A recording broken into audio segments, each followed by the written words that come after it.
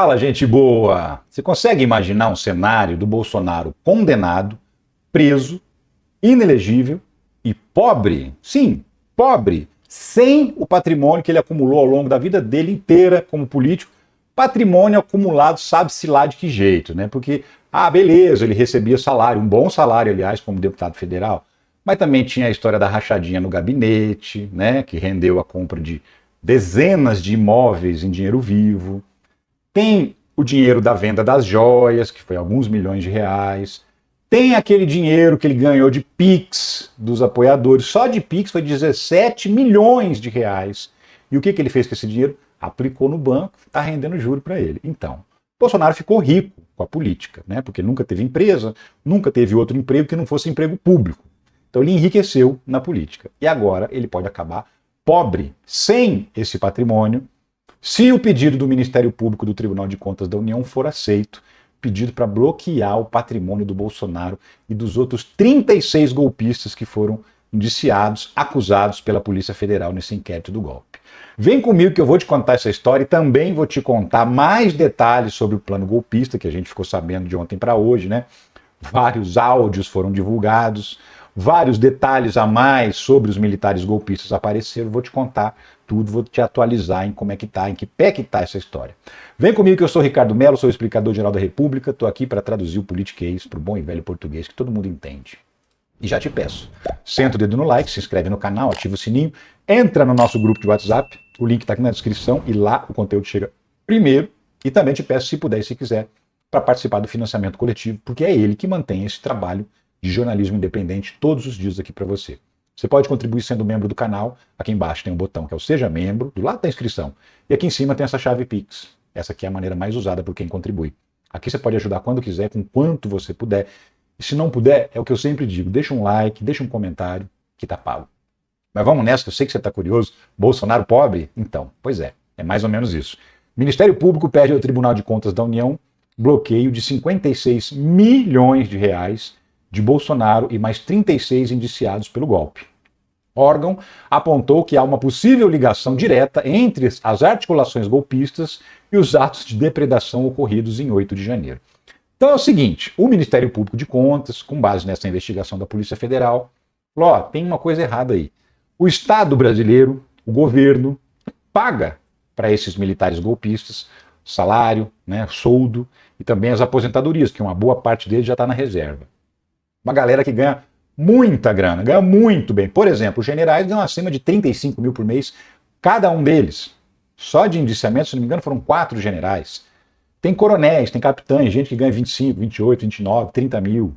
O Bolsonaro, que se aposentou cedo do Exército, ganha 12 mil de aposentadoria, só de lá com 33 anos de idade. E tem 12 mil de aposentadoria como capitão. Então, o Ministério Público de Contas, que é o Ministério do Tribunal de Contas da União, falou, pera um pouquinho, não faz o menor sentido o Brasil, o poder público, pagar salário para pessoas que articularam para destruir o Estado Democrático de Direito. Para destruir essa estrutura que paga o salário deles. Então, tem que bloquear esse salário. O Ministério Público, então, entrou com esse pedido aqui, ó. Tá aqui o documento original, em que ele recomenda que os ministros do Tribunal de Contas da União façam o encaminhamento para suspender o salário dessa galera, para ninguém receber dinheiro público. Tem 8,8 milhões de reais que são pagos todo ano só para esses golpistas. Isso saiu numa reportagem, nessa daqui, ó, do Tássio Lohan, do Metrópolis. O governo gasta 8 milhões e 800 mil reais ao ano com militares indiciados por golpe. Essa reportagem, inclusive, foi que chamou a atenção do Ministério Público do Tribunal de Contas para pedir esse bloqueio. Mas vai pedir o salário, é por isso que o Bolsonaro vai ficar pobre? 12 mil para ele não é nada. Não. O Ministério Público do Tribunal de Contas também pediu o bloqueio dos bens, do patrimônio dos golpistas. Então, imóveis, carros, dinheiro que eles têm em conta bancária, tudo isso o MP está pedindo para ser bloqueado, porque esse dinheiro lá na frente, depois do julgamento, pode e deve ser usado para pagar o prejuízo que aquele quebra-quebra do 8 de janeiro causou, que destruiu os 3 prédios, do Congresso, do Supremo e do Palácio do Planalto. E ficou em torno de 56 milhões de reais o custo para reconstruir tudo e voltar a funcionar. Então, esse dinheiro já estava previsto que vai ser cobrado de todo mundo que quebrou, só que, como essas pessoas são consideradas as lideranças da tentativa do golpe, aquela galera que estava lá quebrando eram os manipulados, né? Esses aí que a gente está falando agora, que são os indiciados pela Polícia Federal, seriam as pessoas que idealizaram e articularam a tentativa de golpe e também o 8 de janeiro. Sim, porque teve lá 12 de dezembro, você lembra, teve quebra-quebra em Brasília, no dia da diplomação do Lula. 24 de dezembro, véspera de Natal, teve o sujeito que colocou a bomba lá no caminhão-tanque em frente ao aeroporto, que não explodiu, felizmente. Depois, 8 de janeiro, teve o quebra-quebra. Tudo isso está ligado, né? Tudo isso faz parte da estratégia que eles tinham de ter apoio popular, de ter um caos em Brasília para justificar a entrada das Forças Armadas tomando o poder do Lula e assumindo o poder do país. Era isso que eles queriam. Então, eles precisavam dos acampamentos golpistas, daquela gente protestando, e eles articularam tudo isso. Então, o Tribunal de Contas da União, o Ministério Público do Tribunal de Contas da União enxerga vínculo direto. O 8 de janeiro só aconteceu porque essas pessoas que foram indiciadas incitaram aquelas pessoas a quebrar tudo. Então elas também têm que pagar. E aí tem esse pedido para bloquear o patrimônio. E aí pensa bem, Bolsonaro tem lá 51 imóveis só com dinheiro vivo, né, que foram comprados pela família dele. Tem o Pix, você lembra? 17 milhões de reais ele recebeu de Pix. Era para pagar as multas para a justiça, ele foi livrado de pagar essas multas e ficou com o dinheiro para ele, está aplicado, rendendo juro, tranquilão, né? 17 milhões de reais. Isso em dinheiro vivo. Fora o patrimônio, os imóveis, fora, enfim, tudo que ele comprou na vida, em nome dele ou não. Que a gente tem coisa que a gente nem vai descobrir. Mas o fato é que tudo isso pode ser bloqueado e o Bolsonaro ficar sem patrimônio nenhum. Ficar pobre mesmo, perder tudo que acumulou ao longo da vida, porque tentou dar um golpe de Estado e se deu mal. Não só ele, mas todos os outros. E não só os militares, os civis também, porque tem ex-ministros civis, tem outros assessores do Bolsonaro que participaram da tentativa de golpe e que também estão indiciados nesse processo. Todo mundo pode ter que arcar com o próprio patrimônio para pagar o prejuízo que eles provocaram. E tem mais. Essa informação aqui é justamente a que faz essa ligação, que mostra que os atos golpistas, que aqueles atos que foram feitos por centenas de pessoas, estavam subordinados às ordens dessas lideranças, aí, que alguns foram presos e outros que foram indiciados e que só vão ser presos no futuro, como o próprio Bolsonaro. Ato golpista em QG do Exército tem digital de ex-ministro de Bolsonaro. Aquele general lá, o Mário Fernandes, que é o grande operacionalizador do golpe, né? Tinha os caras que mandavam, Bolsonaro, Braga Neto, Augusto Heleno, e tinha o peão, o cara que cuidava da execução do golpe, que organizava o pessoal dos acampamentos golpistas, que organizava o pessoal que ia matar o Lula, o Alckmin e o Alexandre de Moraes, enfim, que organizava todas as ações para o golpe acontecer. E esse chefe de operações do golpe, vamos chamar assim, era o Mário Fernandes.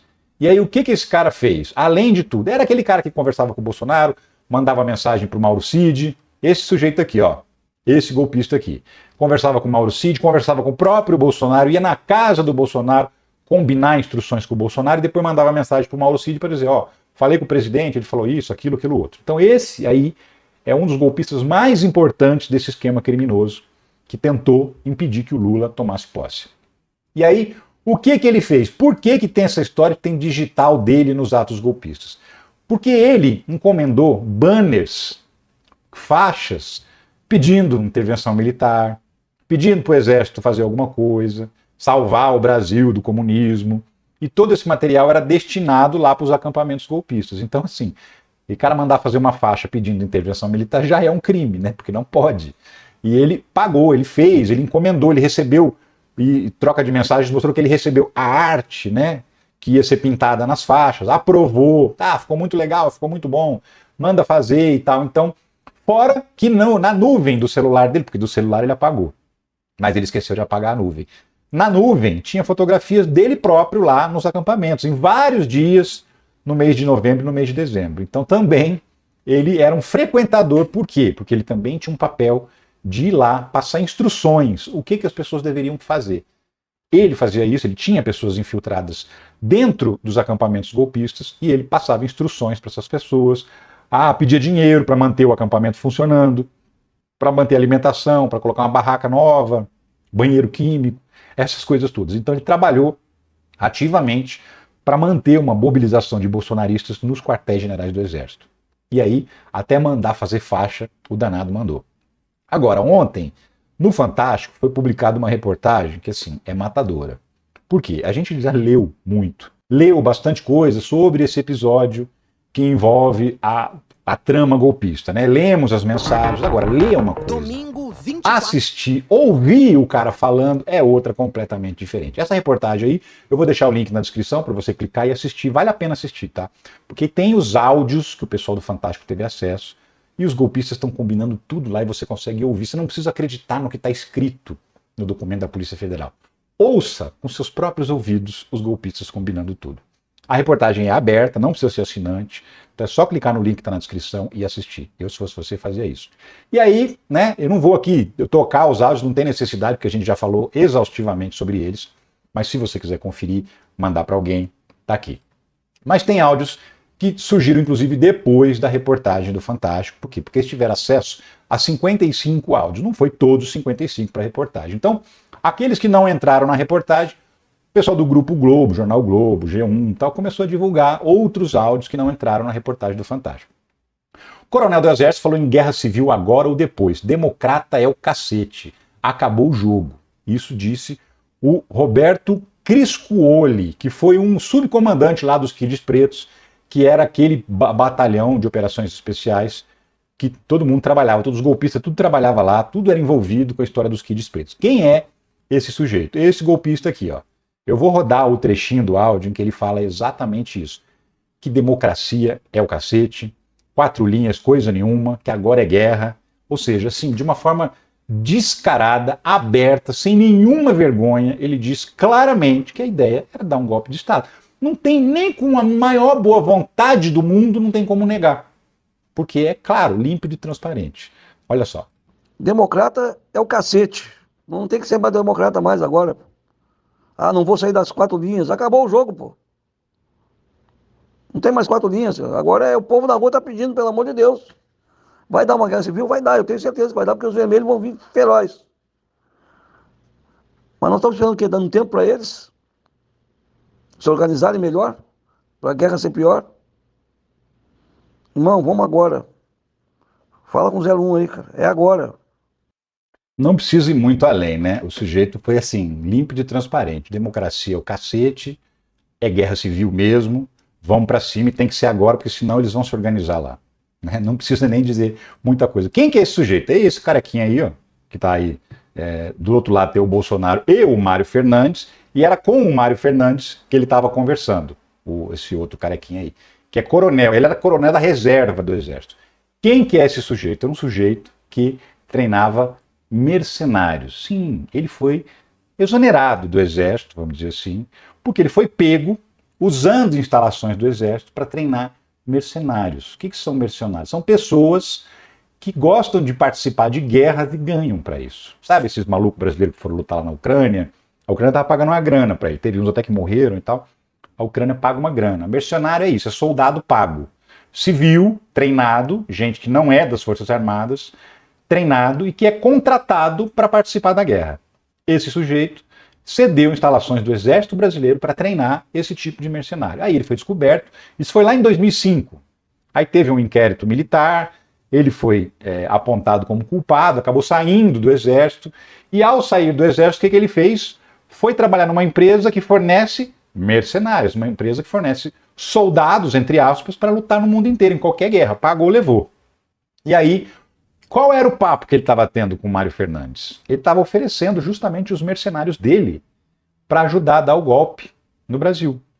Gente que ele treina, gente que é ex-militar ou que nunca foi militar e que participa de treinamento com arma de fogo, com explosivo, com tática de guerra. Essa gente que ele estava oferecendo, estava dizendo o seguinte, ó, eu quero ir logo, mas se demorar muito eu não vou não. Era isso que estava dizendo naquele áudio, em que ele estava oferecendo gente armada para se aliar, para se juntar àqueles militares que estavam se organizando para dar o golpe, para todo mundo derrubar o Lula, matar o Lula, fazer tudo que tinha que fazer, na opinião deles. Então, esse sujeito, detalhe, o nome dele não está entre os 37 indiciados da Polícia Federal. Não entendi muito bem por quê, mas não está. Pode ser que o indiciamento dele venha depois, porque essa denúncia pode ser modificada. O Ministério Público, que é a Procuradoria-Geral da República, pode acrescentar nomes entre os denunciados, pode retirar nomes, pode pedir novas investigações sobre uma determinada pessoa. Então pode ser que esse sujeito ainda venha a ser denunciado, indiciado, Mas não está, por enquanto, apesar daquela fala que você acabou de ouvir, ele não está, por enquanto, entre os indiciados, o que é bastante estranho. Militar pediu reunião de Bolsonaro só com a rataria para propor tese de fraude nas urnas. Esse é outro militar que estava dizendo o quê? Falando também com o Mário Fernandes. Todo mundo nessa história, pego nos grampos, aí nos áudios, conversando com o Mário Fernandes, ou conversando com o Mauro Cid, ou conversando com algum dos ajudantes de ordens do Bolsonaro, que são militares que trabalhavam no gabinete do Bolsonaro junto com ele. Nesse caso aqui, quem é? Reginaldo Vieira de Abreu, também conhecido pelo codinome Velame. Ele é coronel e estava conversando, falando o seguinte: precisamos fazer uma reunião com o Bolsonaro, porque a gente precisa dar esse golpe, tem que aproveitar a live do argentino. Lembra da live do argentino? Então, tem um argentino que foi indiciado nesse processo, Fernando Serimedo, que inclusive participou da campanha do Milei, que fez uma live no YouTube apresentando um monte de tese furada e umas provas fajutas de que a urna brasileira era fraudada. E aí o pessoal falou, é a oportunidade que a gente tinha, temos que usar essa prova de fraude, porque a eleição foi roubada e precisamos fazer uma reunião com o Bolsonaro para dar um jeito, para acabar com essa palhaçada e dar logo esse golpe. E aí, o que ele fala? Mas não pode chamar aqueles caras que têm ética, que estão acima da linha da ética. Essa é a expressão que ele usou, acima da linha da ética. Mas o que ele está dizendo é, não dá para chamar ministros, chamar outras pessoas que tenham ética, tem que chamar só os ratos mesmo, só os bandidos para fazer uma reunião com o Bolsonaro e propor para a gente dar logo esse golpe.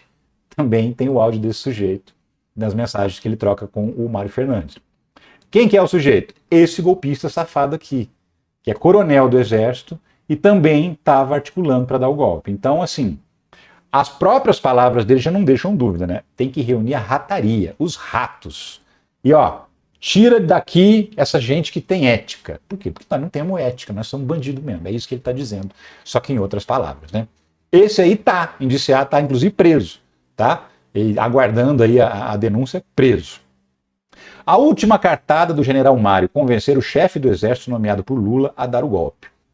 Depois que passou o tempo, Bolsonaro não dava o golpe nunca, não assinava o decreto de golpe, e os caras foram ficando impacientes, achando que o Bolsonaro estava com medo, que o Bolsonaro estava desistindo. E aí ele não desistia. O Mário Fernandes era um desesperado do golpe. O que ele resolveu fazer? O Lula indicou um outro general para ser o comandante do Exército quando o governo ainda ia começar. Isso ainda era dezembro de 2022, tá?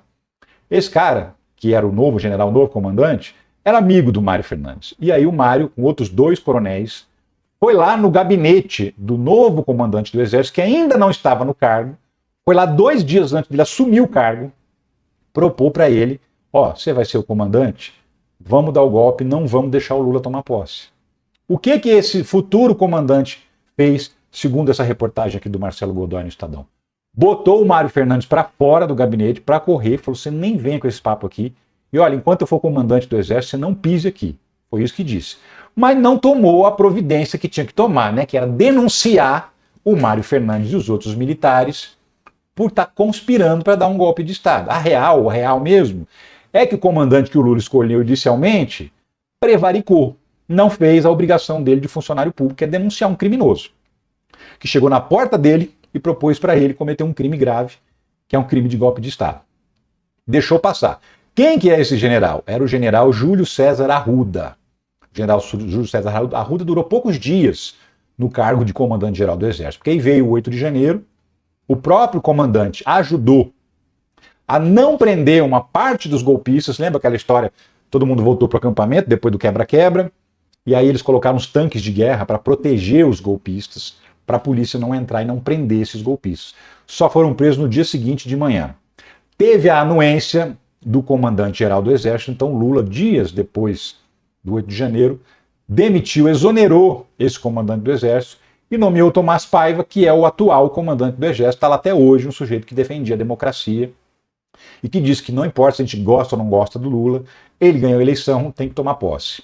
Então, o Tomás Paiva virou comandante depois que esse Júlio César Arruda foi demitido, porque deu uma mãozinha, não para o golpe acontecer, mas para os golpistas não serem presos.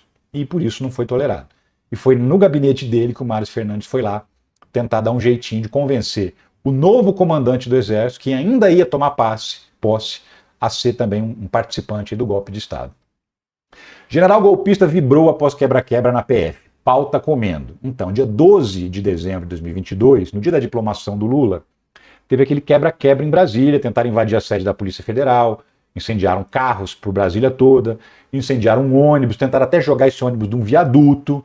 Isso começou a acontecer no dia 12 de dezembro. Depois teve a bomba no dia 24 de dezembro, mas no dia 12 também teve mensagem do Mário Fernandes, continuo falando do Mário Fernandes, o grande operador da tentativa de golpe, e ele mandando mensagem dizendo, ó, começou, o pau tá comendo, vai correr sangue. Tipo assim, começou a virada. Vamos, agora é a hora de dar o start no golpe, porque o povo foi pra rua fazer o quebra-quebra. O primeiro quebra-quebra, né, que foi a primeira tentativa de golpe. Foram 3. 12 de dezembro, 24 de dezembro, 8 de janeiro. Foram as 3 tentativas de criar o caos em Brasília e fazer com que esse caos forçasse as Forças Armadas a entrar e a dar o golpe. Então ele ficou felizão, que estavam quebrando tudo, comemorando e dizendo, vai ter sangue. Feliz, como se isso fosse a coisa mais legal do mundo, né? Enfim, esse aí seguramente está bem ferrado. General tinha roteiro para deputados bolsonaristas rebaterem o 8 de janeiro. Adivinha, estou falando do mesmo general. O que acontece? Teve o 8 de janeiro, quebraram tudo, prenderam todo mundo, não teve golpe, o Lula continuou presidente, aí começou a fase de tentar defender os golpistas, né? E de que maneira? A estratégia foi elaborada por ele. Agora a gente sabe, o que a gente viu na CPI do golpe, agora a gente sabe que a estratégia era toda do Mário Fernandes.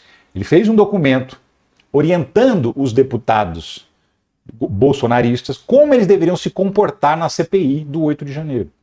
Então, assim, eles propuseram a CPI, eles próprios, né? Lembra? Foi o André Fernandes, que foi candidato a prefeito de Fortaleza, que é deputado federal, foi ele que propôs a CPI do golpe. Coisa todo mundo achou que era maluquice, né? Os próprios golpistas propondo uma CPI do golpe.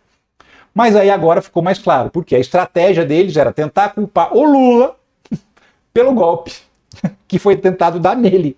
Então o Lula tentou dar um golpe nele mesmo, planejou a própria morte e planejou o quebra-quebra em Brasília. Essa era a ideia que eles queriam transmitir numa CPI do golpe, né? E aí, para isso, o que eles ficaram fazendo?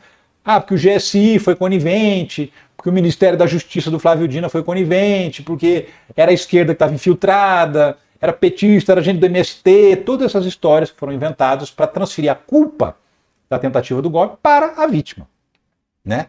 E tudo isso fazia parte de um plano que foi escrito pelo Mário Fernandes. E o que esse plano dizia? Ah, tinha até as perguntas que os deputados deveriam fazer na CPI, tinha a indicação de quais são as pessoas que eles deveriam convocar para poder ser interrogados na CPI, e tudo isso para tentar transferir para o governo Lula a culpa pelo 8 de janeiro, e estava escrito, inclusive, no documento, para tentar desgastar o governo, promover o impeachment do Lula e promover o afastamento dos ministros do Lula. Então ele queria afastamento do GSI, lá do ministro do G. Dias, queria o afastamento do Flávio Dino, do Ministério da Justiça. O G. Dias acabou saindo mesmo por conta da divulgação dos vídeos em que ele aparecia lá dentro, conversando com os golpistas. Mas o Flávio Dino não caiu, muito pelo contrário, né? Hoje é ministro do Supremo Tribunal Federal. Mas então tinha todo um roteiro de como os deputados bolsonaristas deveriam se comportar na CPI do 8 de janeiro para tentar colocar a culpa do golpe no próprio Lula.